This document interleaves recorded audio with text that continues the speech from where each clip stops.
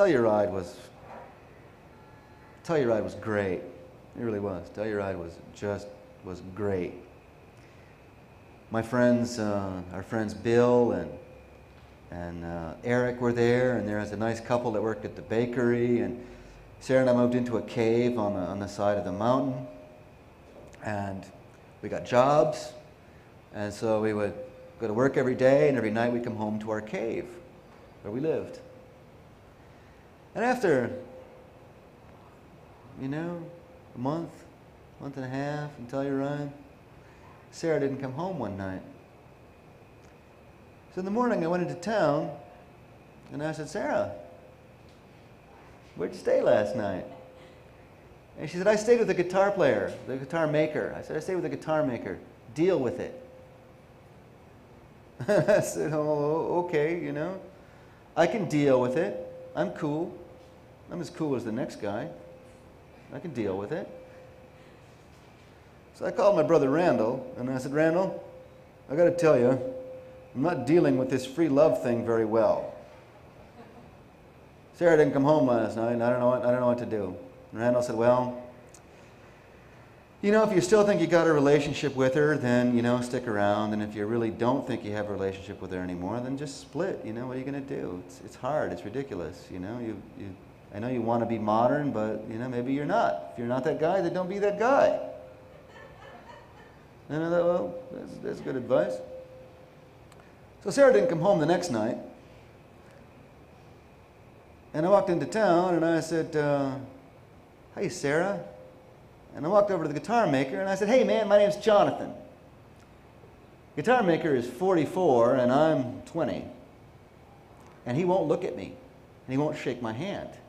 And I thought, I don't know much about this free love thing, but I know it's not supposed to work like this.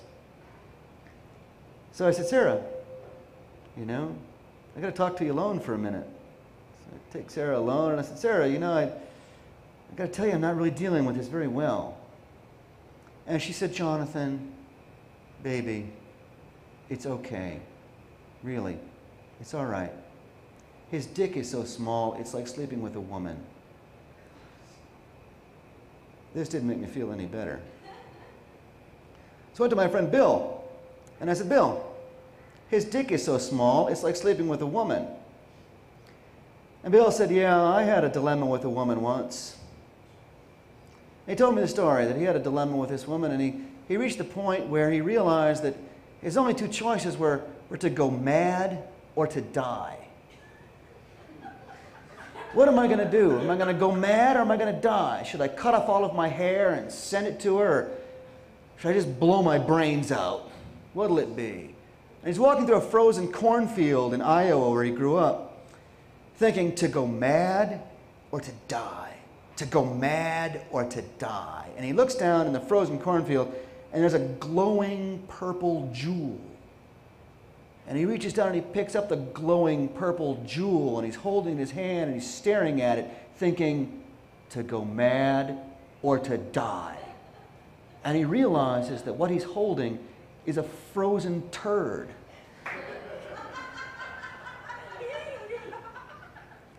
Bill took this as a sign. When Sarah didn't come home the third night, I sat in the mouth of the cave and drank tea and smoked pot all day, thinking to go mad or to die.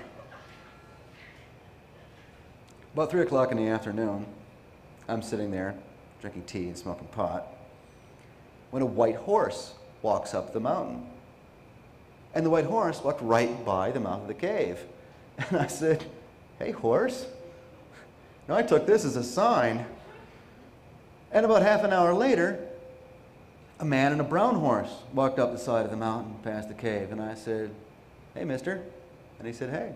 I said, you want a cup of tea? He said, sure. So he sat down and he had a cup of tea. And he said, did a white horse walk by here? And I said, yeah, a white horse walked by here about half an hour ago. He said, good. So he slaps the brown horse on the ass, and the brown horse takes off. And I said, what's the deal? Why did you do that? And he said, because the brown horse will find the white horse, and then I'll go find the both of them. So we had tea for a little while, and then he left.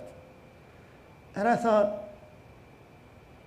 the brown horse will find the white horse, and then I'll go find the both of them, to go mad or to die. The brown horse will find the white horse, and then I'll go find the both of them, to go mad or to the brown horse will find the white horse, and then I'll go find the both, to go mad or to die. So I packed up the big red backpack, and I left.